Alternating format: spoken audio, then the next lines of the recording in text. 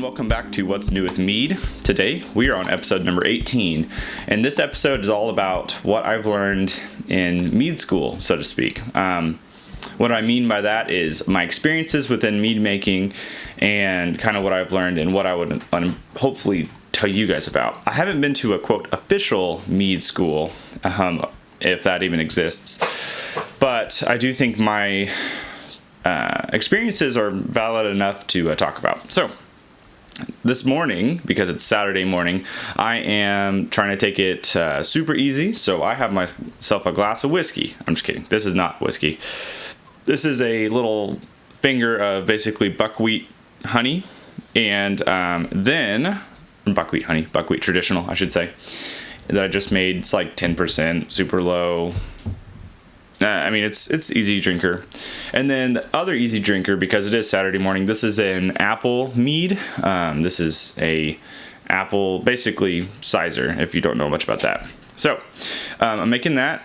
Seems like my cat's going to join me. If you are listening to the podcast online, then you are not getting to see the video. If you want to see the video, go check it out on the Man-Made Mead Extras channel. So I've got a friend back here on this side.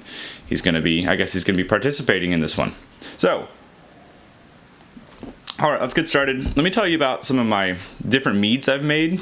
And I think I am not going to ever say that I'm the master mead making person, and I don't think that's true at all of anybody. I do think that I've got some experiences to share. So a couple of things I've learned. Thing number one, there's a huge difference between fermenting in your primary versus your secondary fermentation. Now, that seems very clear, but the truth is, I didn't realize that at the beginning, and so I was throwing ingredients into the primary in some cases, sometimes into the secondary, and then getting different results and kind of like not understanding what was happening.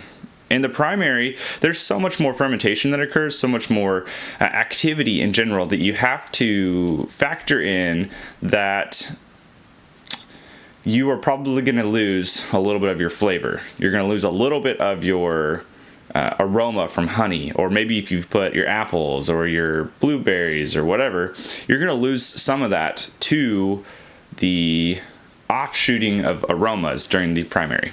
In the secondary, you can still lose those aromatic flavors and those things. It's just less vigorous. So when I learned that putting the fruit or the spices, especially spices, into the secondary works a little better, I think my mead making game got upped really quickly. And that's just because you can do so much more with flavor profiles if you know how to control them. For example, let's take this Man-Made sizer. So this thing, I have made many an apple mead in my time. And when I first started making it, I would always throw all the apples into the primary. And I would end up with a mead that tasted a little bit like apples. And I didn't know any better. I was like, okay, this is right. This is normal. But I remember hearing somewhere in the world that if you put them in the secondary, that you will retain more flavors.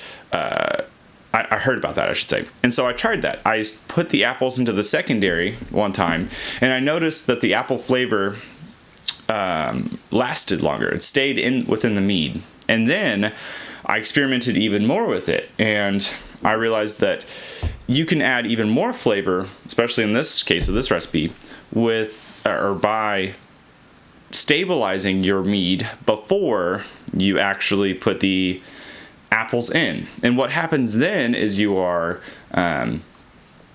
taking the sugars from the apples and you are putting it into the mead, and they're not being fermented on. Therefore, you're keeping more of that flavor, and I think that's kind of important. So I definitely learned that lesson late, and I'll kind of dive further into that. But this apple mead is a perfect example of that. I did so much in the primary, and then I did some in the secondary, and now I do only apples in the secondary. Some of you are like, no, put your apples in the primary, which is fine, but I don't do it. That's just my opinion. And this thing turns out fantastic every time. So when I learned that difference. Now, can you put stuff in the primary and still get a good mead? Absolutely. Things like, let's say grape juice. If you're going to ferment with grape juice or juice in general, you want to generally start with some, and then most of the time in the secondary, you're going to come back and add some more juice or some more flavor. So that's something to keep in mind, that juices are important. It's just like wine. You start with a wine base, you start with a juice base, like that. Other things like, can you throw your spices into the primary? Of course, you can put whatever you want into the primary. My issue with putting spices into the primary fermentation is that the fermentation generally takes longer than the spices need to be in a mead. At least in my case, every single time I put a cinnamon stick in, or nutmeg or clove or whatever, I haven't really needed that much time.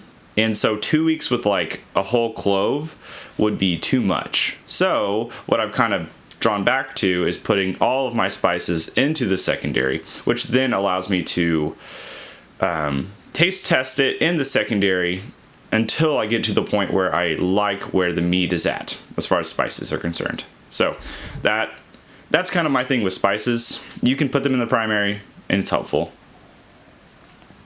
So secondary fermentation is also a great place to put like every other flavor. I talked about the apples. You know, if you stabilize your mead, you put the apples in, retained sugars. Same thing for anything else. Any other fruit, any other juice, any other thing. If you don't stabilize, you are going to have re-fermentation, which is not a bad thing. But if you don't want re-fermentation, then you want to stabilize your mead in some form or fashion.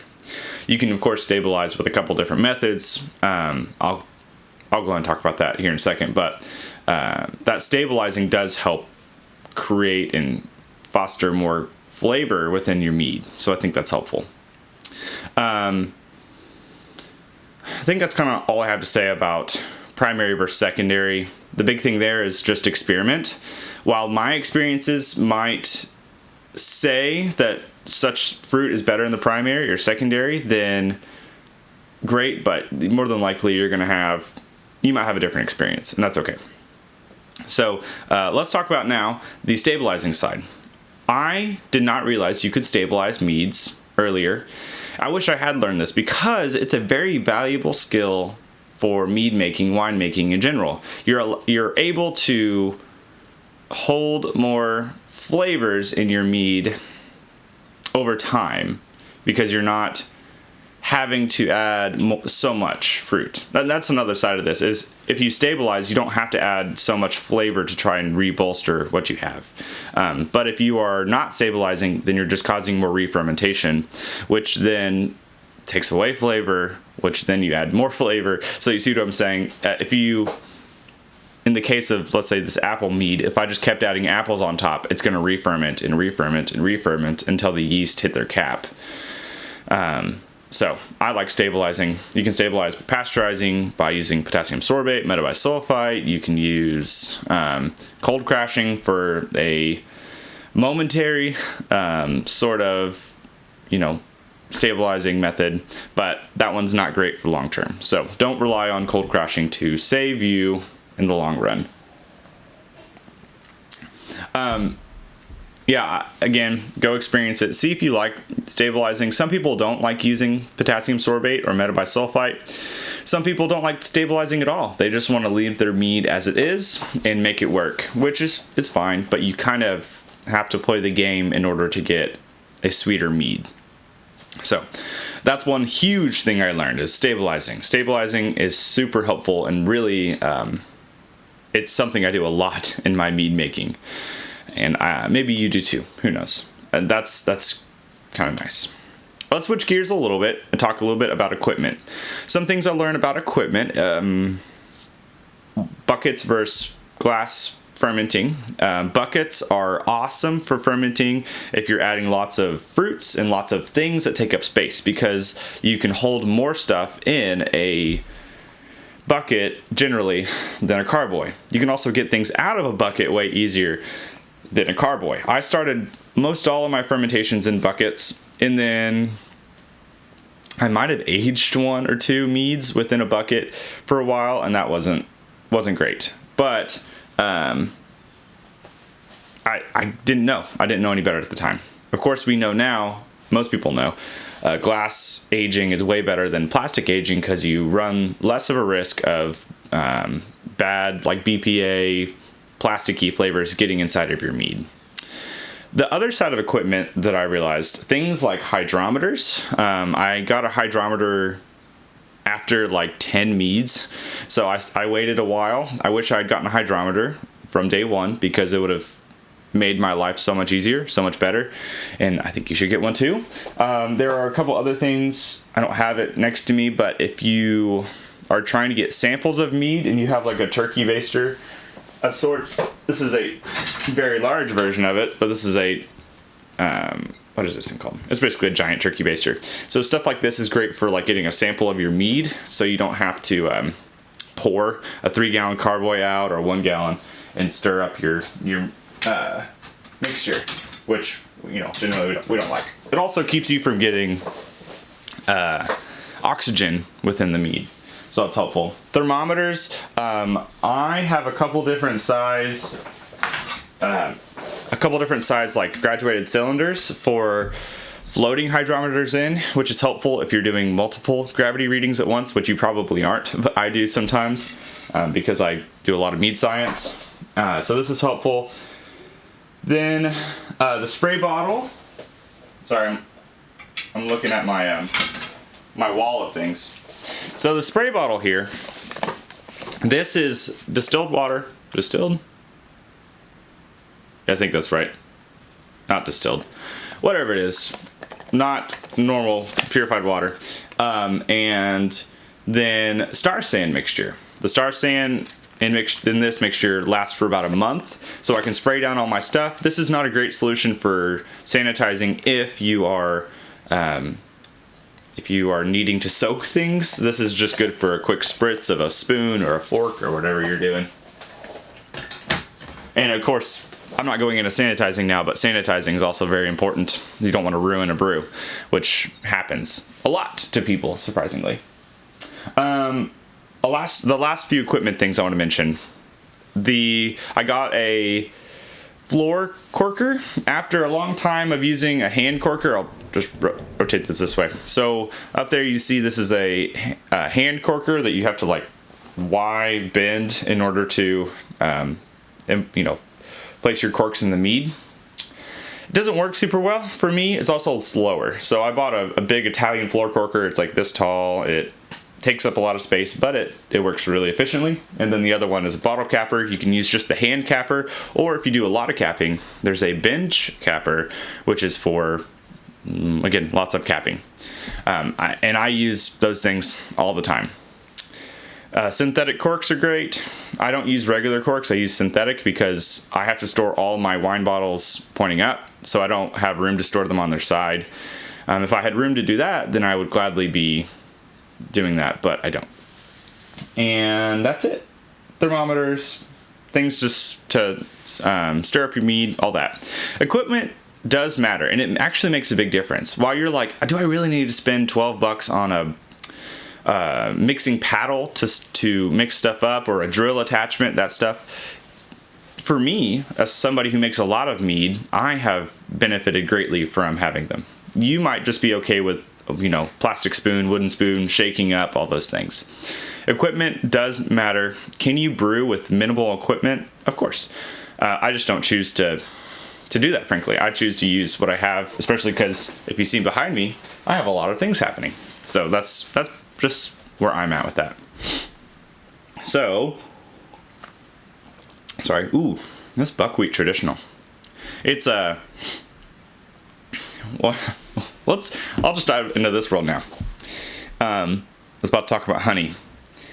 I did not realize early on that things like pasteurized honey, unfiltered honey, or filtered honey, I should say, or just in general honey types really mattered. I did buy some, thankfully enough, quality honey from the beginning. I had heard that you don't want those things, but I didn't know the difference. I didn't know the difference between going to Walmart and buying the Honey Bear that is not real honey at all. I mean, it's like maybe 50% honey, 50% corn syrup or whatever. and actually going to your local apiary and picking yourself up 3 pounds of whatever wildflower honey they have. The quality of honey you buy will dictate the quality of mead you make. So I think a lot of people think about it in the terms of like, if you put crap into something, you get crap out of it. Bad ingredients equals bad mead. Can you make a bad ingredient taste good? Yeah, but you kind of have to work really hard. So if I had realized early on that the honey I was buying or needed to buy needed to be unpasteurized, unfiltered, of a reliable source, it shouldn't just be some random honey sauce like KFC style or something, then I think I would have had more successful meads more quickly. At this point, I do try to buy bulk, so I have to find a couple different sources for buying bulk, and most of the time bulk honey, if you find like 60 pounds of clover honey for $80, you should probably stay away from it. It seems like a great deal, but it's not a good deal in the long run. So you do need to spend some money on your honey. You're probably going to spend $3 to $5 per pound on quality honey, and that's a lot. But again, high quality mead means you have to give it high quality ingredients. So just make sure you're investing well, and this is an investment. At the end of the day, if you're bottling like me, you're probably putting bottles back that you're going to drink 2 years from now. While you're going, man, I spent, let's say, I don't know, $25 on this gallon of mead. That's okay, because if you drink a bottle of it, let's say 2 years from now, a bottle of mead, let's say 375 milliliter bottle of mead is worth generally about $12 to $20 at least. So you are getting your money's worth, especially if it's aged. If you don't buy great ingredients, you're not going to get a great result. Age does fix a lot of problems, but it can't always fix a bad honey. So I have a couple different sources for honey that I use. I've experimented with a bunch over time because obviously I do this a lot. One of them I like is Dutch Gold honey. They do, of course, smaller amounts of honey and bulk honey. So I've bought from them. They've had some high quality stuff. There's a place called glorybee.com, and it is a honey store that does bulk honey, does smaller amounts. You can get some niche products, like I've got some coffee blossom honey, I've got some meadow foam from them, some blackberry honey, a couple different things like that are just really nice, high quality honeys. I have also purchased honey through Webstaurant before, which is a restaurant servicing place, so they ship out a lot of restaurant equipment and foods and stuff like that, and I have not been pleased over time with it. It held up in the first 2 months, the honey quality did, but then now looking at it 6 months later, I'm not that pleased with it. It's got some glaring problems, and so I don't really like using it, and I prefer not to. Can you get it other places, local apiaries, other online sources? Absolutely. I just don't know of all of those. There could be a place close to you. You have to, again, go search for yourself to find that out. So that's a big thing too. Do some mead research before you start. Honey matters, all that. Now going into the other side, I just said mead research. Mead research is also important as it is to just go out and make your own meads. If you want to be inspired to learn from other people's successes or mistakes, maybe go look up YouTube channels, go look up mead forums on Reddit, on Facebook, on Discord. I think Discord has some stuff. You can find lots of different communities of people who make mead on a regular basis and who can tell you if your idea is good or if you're going to run into issues. I have made a lot of meads, like I said, 120 plus now, but I haven't made them all. There are lots of mead recipes I see online, and people ask me, like, hey, have you made what's pine cone traditional, whatever. No, I haven't made a pine cone traditional. So maybe someone else has. The thing is, those resources, those groups are so valuable to our community. As great as us mead making YouTubers, the content we might push out is nice and things, you can also be a good source of help for people around you by sharing your experiences or by asking questions. And asking questions is great. Feel free to ask questions here on any forum, because there are dumb mead making questions. For example, if you get on a forum and you say, "Is mead a honey-based product?" That's kind of maybe if you're a brand new person, that's a good question. But if you're any seasoned mead maker at all, that's a dumb question. Most other questions are not dumb. Hey, is this yeast good? Is the WNWM a good yeast for a sizer? Okay, well, go ask that. And then you'll find out from other people if they've experienced that. And you might not always have experienced people on those forums, but most often you do. In fact, I run one of them. It's on Facebook if you want to join. It's called the Man-Made Mead Makers. And we got like 1,700 people in there. And it's just a community where we talk about mead making. And some people, we all share our experiences and ask each other questions. It's a great place. There's a bunch of other ones on Facebook. There's a bunch of other ones on Reddit. There's the r/Mead, which I've been through on this podcast before. That's pretty cool and pretty good in general. But find a resource like that and ask questions. Don't be afraid to ask questions. You're probably not going to ask a dumb question. And if you do, that's okay. Most people, if I get a question, is mead a honey-based product? While I go, that was a silly question to me, I still am going to answer it. I'm still going to help you out. That's just because it was a silly question doesn't mean I'm not going to help. My day job is being a teacher, so I deal with far dumber questions from kids than, is mead a honey-based product? But that's just my own experience with this. So learning from other people is super important in my time. Now, going backwards even more in time, when I first started mead making, I didn't do a great job of writing down every bit of information about my mead. You need to have a notebook, have a spreadsheet, have some sort of document in your life that tells you what you've done to your meads from start to finish. For example, let's say you have made traditional, you used 3 pounds of honey, whatever kind of honey, water, and a WNWM packet. You need to, of course, have that information down, what your ingredients are, the dates at which you started it. So let's say I started it on, 9/12/2017. Okay? Well, I need to make sure that I write down the time I started, the date that I rack it over into a new container, the date I bottle it, or, those things. Because you need to have that for the future to be able to recreate the mead. You need to know that I left this in the primary for 2 weeks, and then I let it age in the carboy for 8 weeks, and then I bottled it as a general consensus of what to do better each time.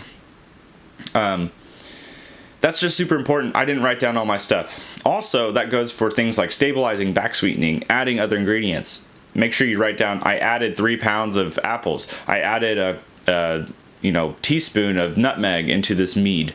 Whatever you've done, because again, if you want to recreate it in the future, you need to have that information on hand to say, this is what I did to the mead.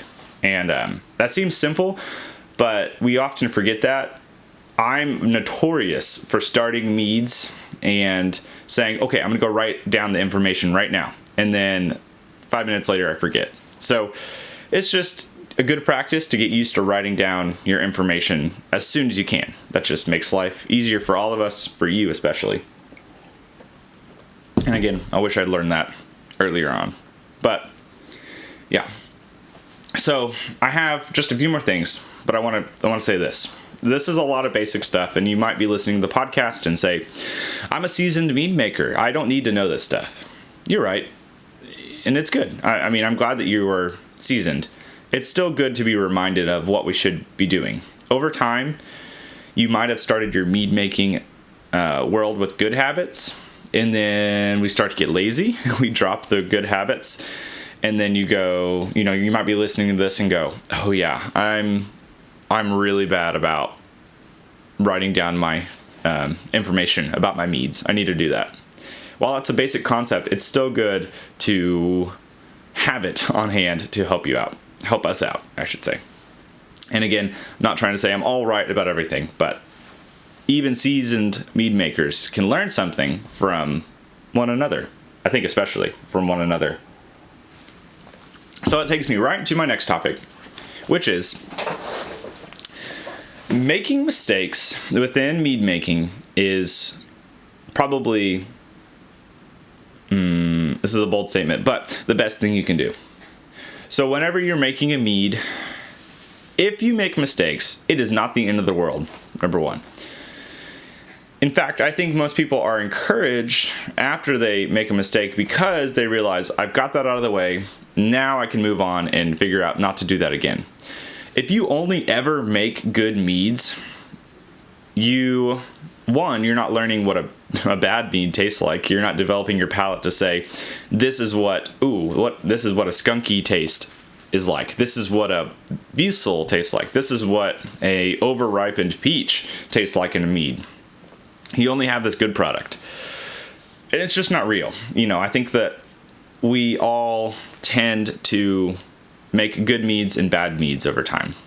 But making mistakes is just a part of mead making in life in general. When you make mistakes, you learn from those things and you grow. You get better. You learn not to make the same mistake. And sometimes you make the same mistake over time, but you also, you get the experience under your belt. So I think it's important that we cherish the mistakes we make, which is why I embrace this mead community mistakes video I've put on my channel. I've done 2 of them now, because we can learn from one another.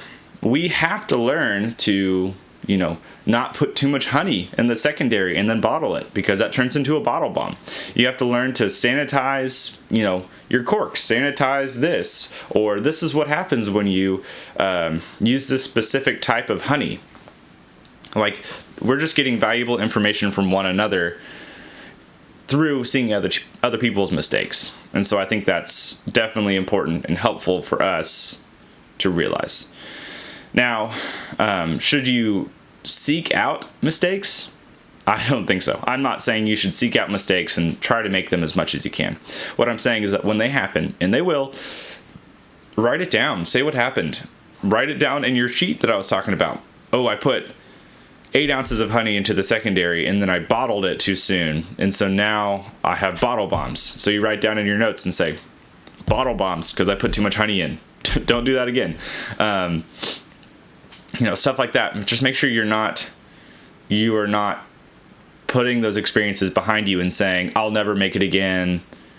Let's forget about it. I think it's just important for us.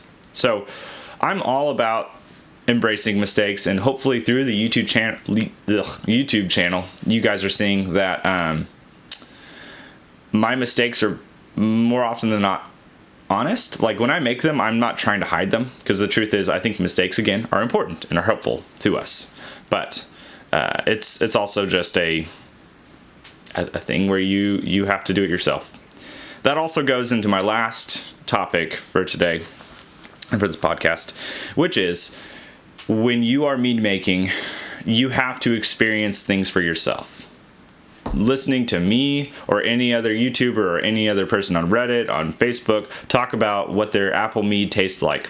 It's fantastic. You get to learn terminology. Ooh, the body of this tastes a certain way, the yada, yada, yada, whatever. You get to learn those things, but you're not experiencing it for yourself. At the end of the day, you tasting what an apple mead tastes like will be more valuable than watching a mead review. Now, it's not bad. As somebody who posts mead reviews, I hope you guys will watch them. But I do want you guys to take my mead review and go out and buy that mead, or go try to make your own peach mead. Go try to make your own whatever. because that is where we'll actually see what has happened with the mead itself. That seems self-explanatory, but we often lean on other people's understandings and other people's video content to be the end-all be-all of our understanding, but it's not. In truth, you have to experience it for yourself. So I don't want us to get caught up in the world where we think that other people's experiences are our experiences. It's not true. Your experiences are yours. The good mead that you made is your experience. In truth, there are a lot of people listening and a lot of mead makers out in the world right now who can make better meads than myself, than all of the other mead making YouTubers, all the other mead making people in the world. And that's just because they have their own palate. You have to develop your own palate over time, and it takes time. It takes experience, tasting things, understanding what sour things taste like, what's sweet, what kind of, honey you use, what does buckwheat honey taste like, what does alfalfa blossom honey taste like, ooh, what is mesquite? All of that stuff is just experience. So, again, that's very tangential, but I think it's important that we just pave our own path in this world, whether it's mead making or in your own other things you do. It doesn't have to just be mead making. We are definitely we need to make our own choices. So that's basically it. This was a some people are not going to say very enlightening podcast, and that's okay. And I hope that if you've heard something today and you are reminded of why you started mead making, what you need to do to be different in your mead making career, whatever I've said has helped you in some way, because I love getting to make content for you guys. This is truly a joy for me. There's a reason I've been doing it for 3 years now, where I've posted over, I think, 300 YouTube videos. I enjoy getting to do this because it's a fun experience, and you guys make it fun by continuing to support me, continuing to ask questions, to challenge me, to just be a part of the community. So thank you for your time. I hope you guys will tune in for future podcast episodes. This one's a little bit late because the last one I did was almost a month ago. So I skipped a week or 2 weeks basically because I got really busy because school has started and life just gets busy in general. So I'll try and be better about recording them as I can. If you want to hear something specific about the podcast, whether it be a specific topic, carbonation, or whatever, or you just want to give questions, feel free to ask questions down below because I will gladly answer them. And then you can also just email me. If you have questions about that, go to email me at manmademeadery.com or at manmademeadery@gmail.com.